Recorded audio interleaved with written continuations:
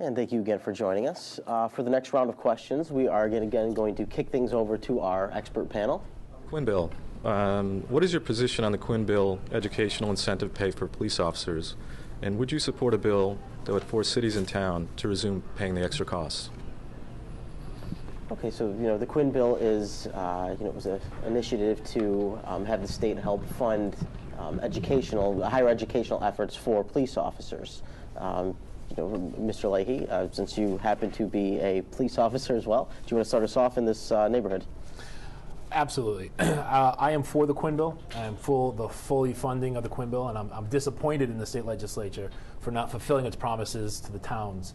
Again, this is another example of the state mandating something and then not fulfilling their promise. The Quinn Bill has been essential in professionalizing the police department and the police profession over the years. It allowed officers to get advanced degrees.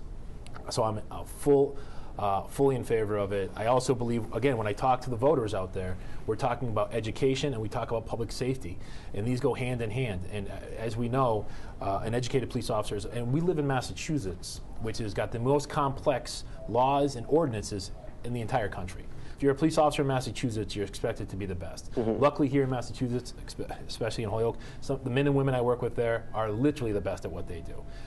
So I'm fully in support of the Quinn Bill. It's done unbelievable things to bring our police force up to where it is as the leader in the nation as far as police work. So as a state senator, you would work to get the state legislature to hold up its end of the bargain in regards to helping pay for this initiative. I think everyone's in support of it. I think the problem does lie with the state, what's been described as not holding up their end of the bargain. That's correct, and now it pits the city councils and the mayors versus the police unions, and it's putting towns and cities in a very hard place. We need to make sure that the promises that were made are kept. It's all about the priorities in the legislation. And again, when we talk about education, we talk about public safety, we have to make sure our laws and legislation that we enact reflect the priorities that we see in the community. And Mr. Hopewell. Well, clearly, crime itself has changed, and that is through communications technologies, through mobilization, through globalization. Individuals more than ever today are able to communicate ways that they were not previously. And that's both good and bad in our social structure.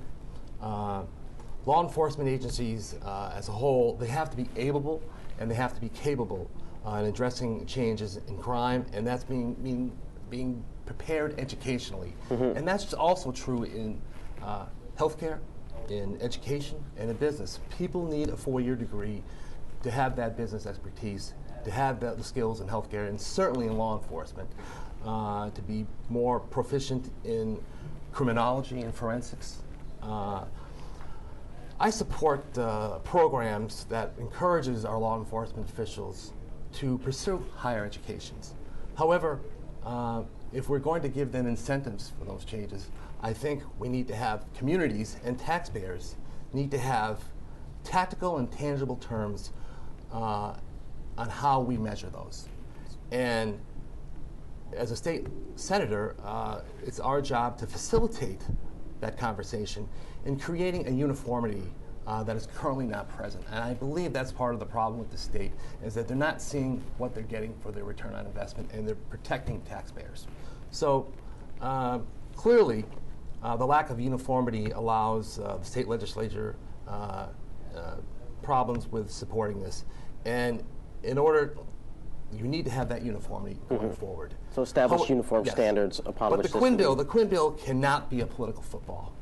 All right, it should be handled at the negotiating table, and clearly, I support educated, smart police officers out there, but we need to be very smart on how we do it. Okay. And our next question is relating to the opioid epidemic that's plaguing Massachusetts, most of the Northeast U.S., and especially some cities like Holyoke. We're going to go to Jane Kaufman for this question. How would you address the heroin and opioid crisis that we face in Holyoke and in Western Massachusetts and New England from the legislature? What can we do to address the problem in schools and communities? So, should you be elected to the state senate, from a legislative standpoint, what are some of the ways that we can work as a Commonwealth to address this? Mr. Hopewell, you can start. Clearly, we need to change the way we're treating addiction in our communities. We have to stop treating addiction as merely a crime and start recognizing for the medical condition that it is. And I want to commend Governor Patrick for his $20 million initiative into creating more treatment beds, but more needs to be done.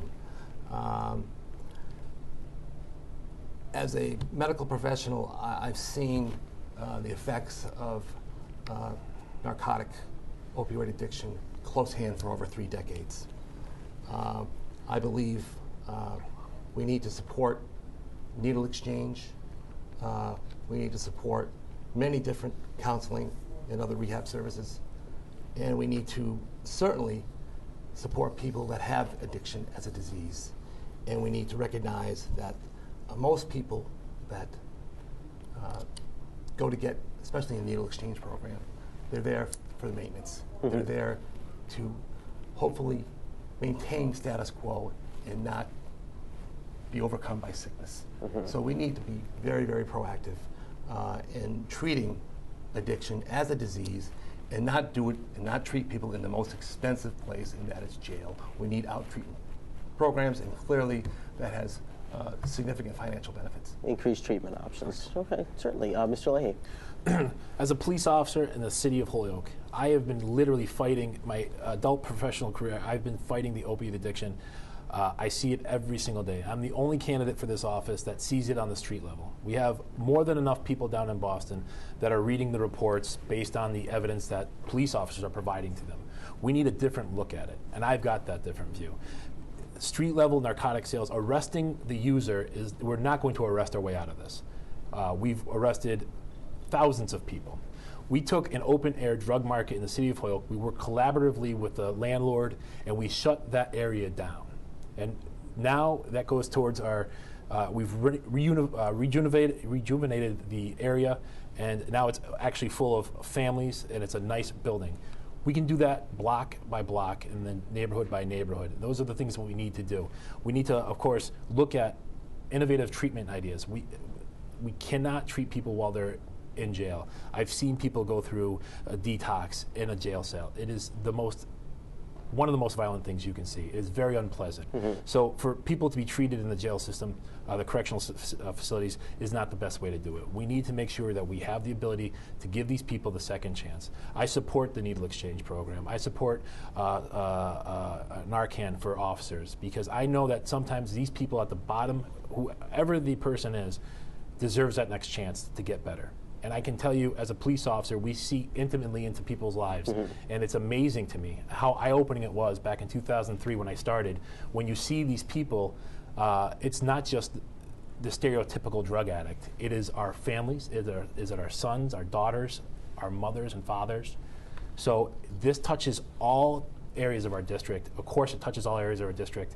And of course, we need to go after the people that are bringing the drugs into the country and into the state.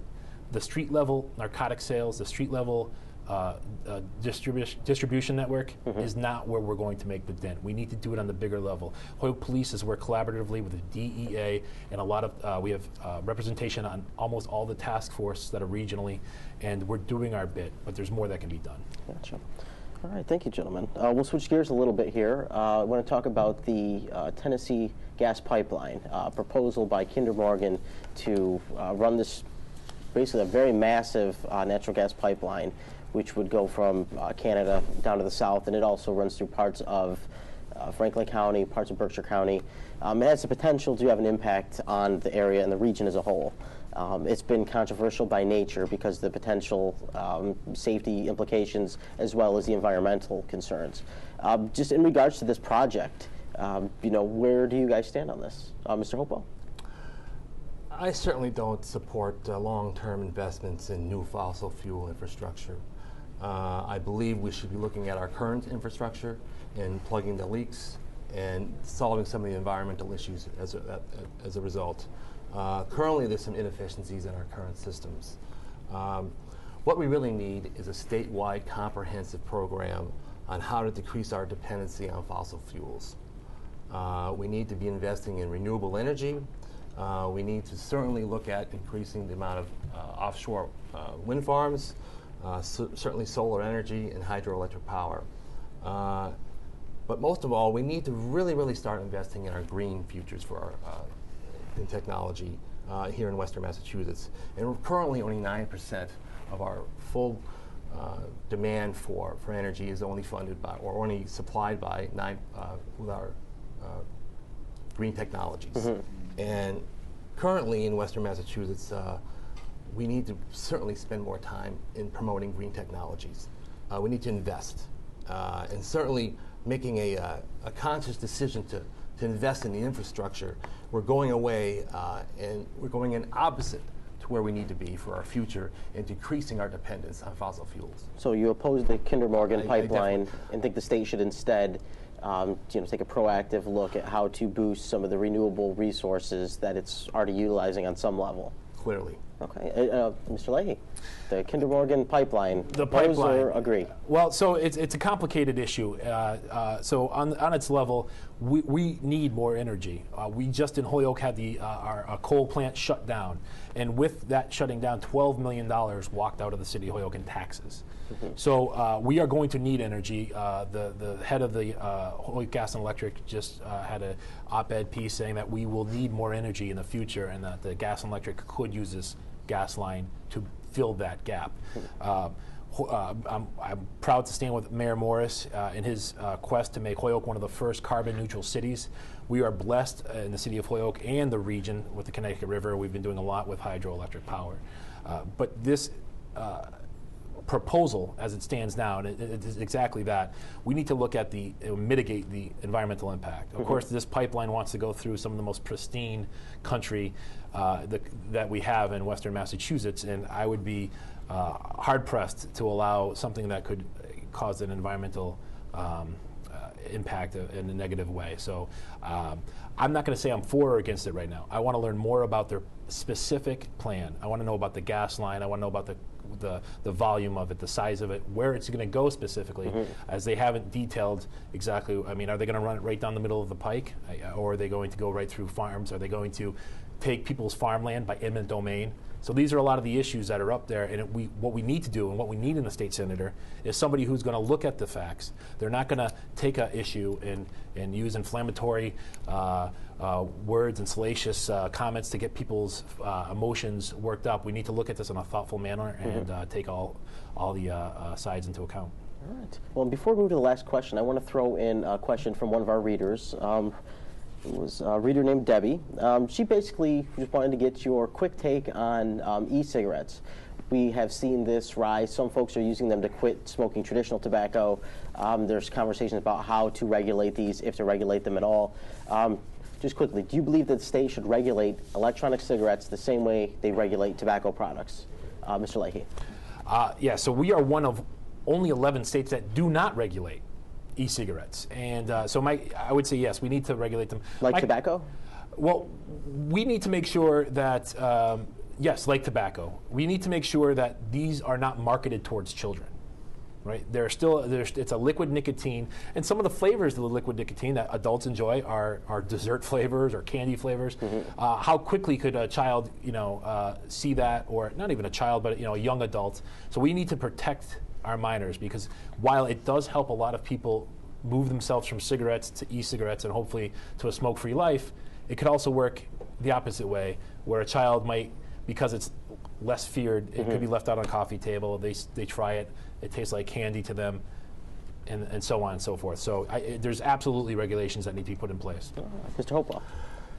As a medical professional, we all know that smoking is very unhealthy, and it creates a huge amount of cost in our healthcare system. And also, nicotine is truly an addictive drug. It increases, nicotine in and of itself increases your heart rate, increases your blood pressure, and has negative health effects. Again, it promotes, and you can get addicted to it. And as a matter of fact, after 2 hours after your last cigarette, you'll start to feel withdrawals from the cigarette. My concern here is in controlling the nicotine, it's not the ability to prevent people from smoking in public. It's basically, it is a healthier alternative, but is not a healthy alternative. We need to work closely as a state senator, and I know we need to work more on trying to get people to quit the habit of smoking. And certainly e-cigarettes help, but it is certainly not the what can really help people wean themselves from not the answer. It's For not the state answer. regulations, And do you state think that we regulations, should? there needs to be more. There's a lot more research that needs to be done on the long-term effects of nicotine, and certainly there needs to be more research done. But clearly, you look at the drug; it's still an addictive drug, and you still have to look at the health effects long-term. All right. And for our last question here, I want to kind of relate it back to our race overall. Both you gentlemen are competing in the Democratic primary to take on Don Humison, who served for 11 years as a state rep, won his Senate seat in a special election. What would you do to serve the voters in the district better than perhaps you feel Mr. Humison is doing? And can you perhaps touch on the fact that a very comprehensive piece of gun control legislation has just made its way through the state legislature? It went through a lot of changes, a lot of revisions. It had a lot of opponents, a lot of detractors along the way. Basically, this bill, Mr. Humison said it was the best one he's ever had to vote against because there were certain aspects he said he just couldn't support.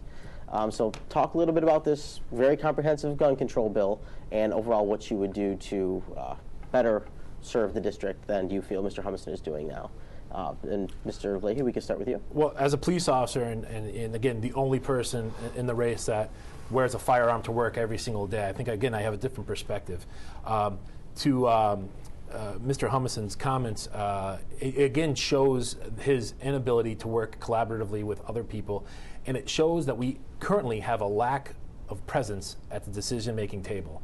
Not only is he not at the table, I don't think he's in the room when these decisions are being made and the legislation is being crafted. The executive director of Goal, and if you don't mind, I want to make this quote clear. Never before has our legislature seen a piece of legislation concerning gun trafficking and public safety that is supported so widely by so many, including Goal. I don't often agree with Goal, but they came to the table, they worked hand in hand with people, and we got a great piece of legislation passed. This is about making the streets safer. As a Hoyle police officer, I want the streets safer. So again, I think this was a missed opportunity for for Mr. Humison to do the right thing, but he's consistently voted. He will talk about his 100% voting record. He will not tell you how he's voted, and he's voted the wrong way most of the time. And I'm spending most of my campaign talking about how I would vote on these issues, and I think that I would be more in tune with what our district and our people here in Western Massachusetts want and advocate for. Thank you. Mr. Hopewell. Certainly there are some very strong feelings both sides on gun control, and I feel that it's a very difficult issue that we need to confront head on. There are too many illegal guns out in the community. But first and foremost, I think it's what we need to really focus on is, especially in my campaign, and looking at the areas that we can improve to bring more funds toward our communities, and that is smarter, better healthcare delivery. We need to certainly look at that healthcare spending. 42% of our budget is $17 billion is spent on healthcare spending. Certainly, that money we save can be used to improve our roads and our buildings and include our civil services. As a state senator, we need to look at those inefficiencies and bring the ideas back to Western Massachusetts, where we can help people understand the issues that are in front of them. And certainly, as a new state senator, I plan on doing that and taking certainly the time to look at both sides of an issue, especially gun control. Senator Humison certainly has had some different views. I believe that he's out of touch on many different subjects in the district, specifically with a women's right to choose and their own reproductive health, and certainly two people that love each other that are allowed to marry. And I believe that he's out of touch. And I believe that we can do much more in Boston than what's currently being done in providing a leadership to make the decisions that help everyone here in the district. All right. Well, gentlemen, we want to thank you both for coming out and taking the time to have this conversation with us today. I want to thank our panelists, Rob and Jane. Thank you both very much for contributing as well. And to the voters, make sure you get out there and vote on primary day, whichever primary you choose to vote in. These gentlemen will be competing on September 9th, with the winner going on to take on Mr. Humison. And again, best of luck in the primary, gentlemen, and thank you both for coming and joining us today. All right. This forum and others like it throughout the election season will be available online at CBS3Springfield.com, MassLive.com, and full coverage in the Republican newspaper and on New England Public Radio.